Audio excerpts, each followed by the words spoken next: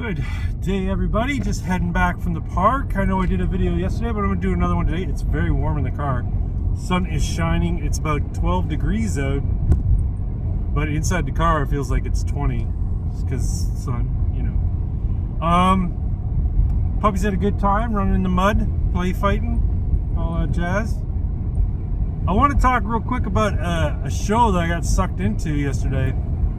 I don't know if you're familiar. There's this streaming service called Angel Studios, or Angel.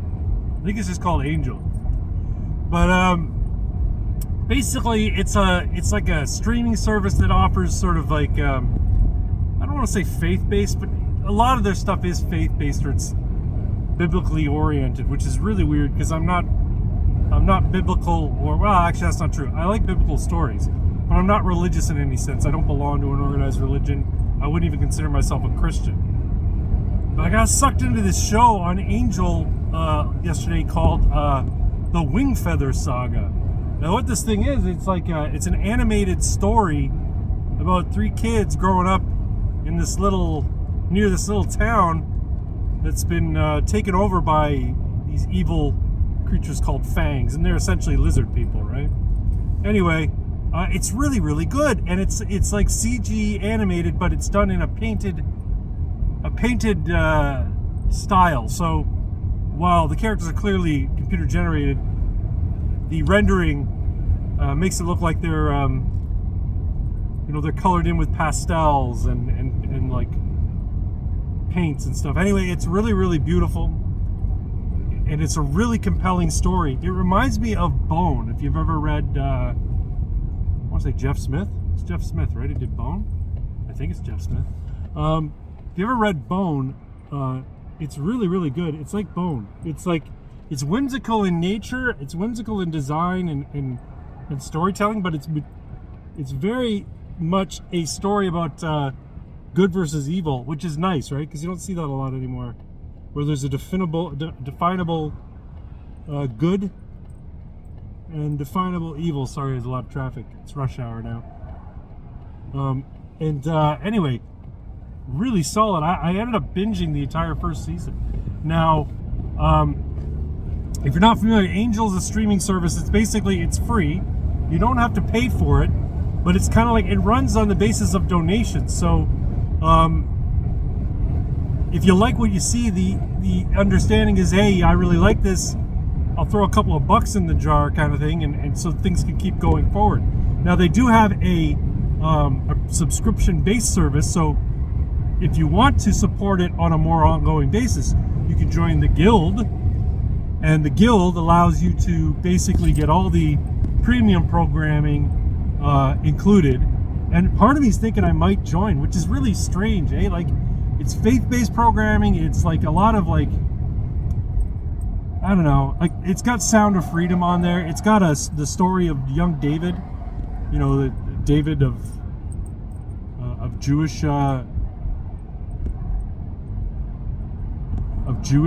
folklore, right? Yeah, it's really it's got the Tuttle twins. If you're not familiar with the Tuttle twins are basically morality tales and morality plays predicated on libertarianism and voluntarism and the non-aggression principle and stuff like that. A lot of classically liberal and conservative constitutionalist kind of themes associated with it. They're pretty good too. They're quite humorous. But anyway, I got sucked into this Angel streaming service, and I'm an atheist. What the hell? Damn you, twin. It's Irving Twin's influence on me. I have a pastor friend who I'd known since I was in high school, and we were talking a while back when my mom passed away, because he was going to be performing the service, and we just started talking about where we've been, what we believe, and that kind of stuff. Because him and I, we used to butt heads. He was always conservative. I was always very liberal. I was actually, back in high school days, I was an NDP supporter. I was just like big old stupid teenager socialist. Anyway, he was always religious, always conservative, and we used to butt heads about it, like on political discussions, stuff like that. Anyway, so he made mention that he saw some of my videos, he saw some of my posts. He says, "Hey, you've gone quite conservative. You're like tinfoil hat conspiracy guy." Like, I wouldn't say I'm tinfoil hat conspiracy guy. Maybe after yesterday's video, maybe I am. But anyway, he made mention. He says, "Yeah, you know what? You are amongst a lot of people that I would call atheist Christians or Christian atheists, meaning you follow the sort of the tenets of Christianity, but you don't ascribe any supernatural meaning to them, and you don't believe necessarily in a supernatural God," which I think is probably accurate. As Twin is fond of saying, the gospel is I know the gospel in my heart, or the gospel's written on my heart, kind of thing.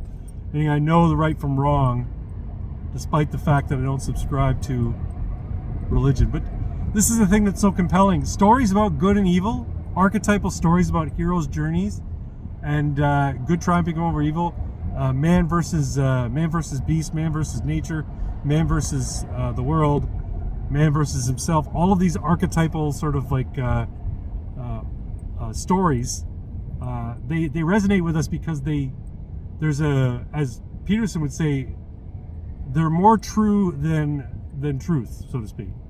There's a reality to them. Despite them being fictional, right? So, anyway, I'm going to try and get aside this guy, which I get honked at. Damn, I hate rush hour in Burlington. Burlington is terrible for traffic. You all know where I live. Burlington is terrible traffic. If you're not driving at 8 a.m. on a Saturday morning, there's traffic everywhere. It's nuts.